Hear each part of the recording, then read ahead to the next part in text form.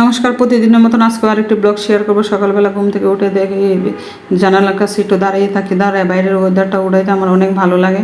আর ওইদিকে বাইরের দৃশ্যগুলো দেখতে জানালার কাছে ঘুম থেকে উঠে বাইরের নিঃশ্বাস নিতে অনেক ভালো লাগে। তারপরে গটর জার দিয়ে নিলাম, স্নান করে পূজা দিয়ে নিলাম। আজকে সকাল সকাল করে উঠে সব কিছু কাজ সেরে নিলাম। আজকে মেয়েকে নিয়ে আবার মেয়ের সকালে বাইরে এক্সাম আছে, আবার কলেজেও যাবে, দুইটা একসাথেই সকালে। ওই জন্য তাড়াহুড়া করে আমি চা বিস্কুট খেয়ে নিলাম। আর আসার সময় কলেজ থেকে আসার সময় ছেলের জন্য সমুচা নিয়ে আসলাম। আর এসে তাড়াহুড়া করে সব কিছু কুটাকাটি করে নিলাম। আজকে কী কী রান্না করবো, আজকে মিষ্টি কুমড়া দিয়ে মাছের মাথা দা রান্না করবো, আর আম দিয়ে মসুর ডাল রান্না করব, আর মাছের বোনা করব। তো ওই তো এখন আমি সব কিছু রেডি করে নিলাম। রেডি করে মসুর ডাল সিদ্ধ করে নিয়েছি। এখন মসুর ডাল পুরন দিয়ে দেব। মসুর ডাল পুরনে কী কী দিলাম বলে, জিরা পুরন দিয়েছি, সর্ষে পুরন দিয়েছি, একটা শুকনো লঙ্কা দিয়ে দিলাম, আর আম দিয়ে দিলাম, হলুদ লবণ দিয়ে দেবো। দিয়ে ভালো করে কষিয়ে নেব আমগুলাকে, কারণ ডাল তো আগে সিদ্ধ করে নিয়েছি। সম্বাসে হলুদ দিলে কি হয়, কালারটা একটু সুন্দর আসে।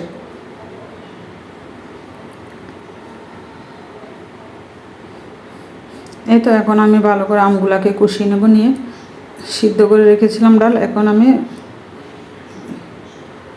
তারপরে গুটিও নিয়েছি। এখন আমি বাগার দিয়ে দেব।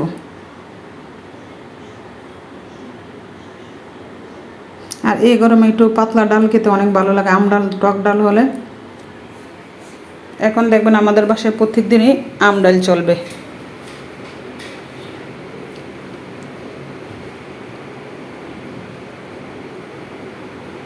এই তো ডাল রান্না আমার হয়ে গেছে। এখন আমি মিষ্টি কুমড়া তরকারি বসিয়ে দেব।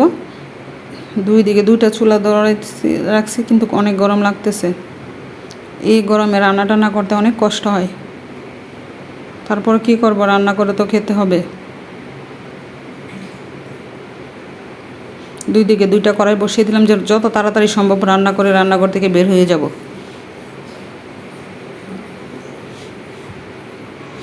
ওই জন্য আমি শিলপাটায় আদা, জিরা, পেঁয়াজ, রসুন একসাথে বেটে নিয়েছি, সাথে কাঁচা লঙ্কাও বেটে নিলাম। আর মিষ্টি কুমড়া তরকারিটা আমি কাঁচা লঙ্কা দিয়ে রান্না করব, ওই জন্য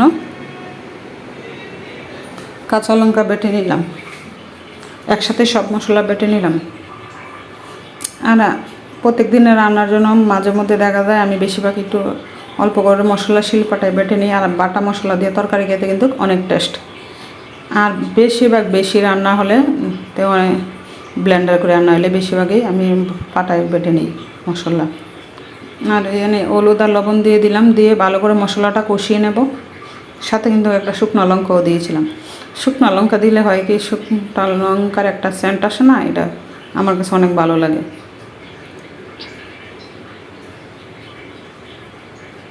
আর কে আমার মতন এরকম মিষ্টি কুমড়া দিয়ে মাছের মাথাটা পছন্দ করেন, কমেন্ট করে বলতে পারেন। দেখেন মাছের মাথা দিয়ে আর মিষ্টি কুমড়ার তরকারি কিন্তু অনেক মজা। যারা খাইছেন তারা তো বলতে পারবেন, আর যারা খান নাই তারা একবার হইলে বাসায় রান্না করে খেয়ে দেখবেন। আমার মতন সেম প্রসেসে রান্না তো কম বেশ সবাই পারেন। সব অঞ্চলের রান্না আবার একই রকম না।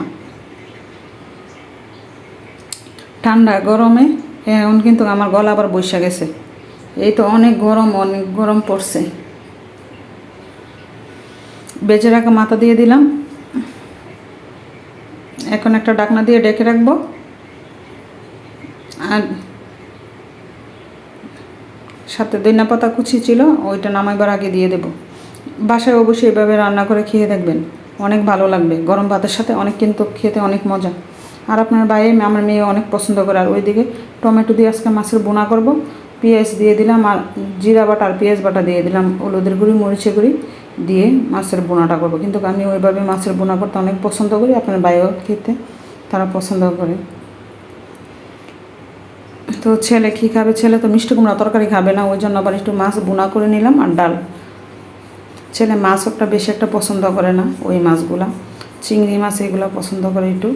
এই তো আমার দুপুরে রান্নাবান্না রেডি হয়ে গেল। আজকে মিষ্টি কুমড়া তরকারি, ডাল রান্না করেছিলাম আর মাছের বোনা রান্না করেছি। এই ছিল দুপুরের রান্নাবান্না। আর রাত্রে সিমে ভেন্ডি ভর্তা বানিয়েছিলাম। ভালো লাগলে লাইক শেয়ার করবেন।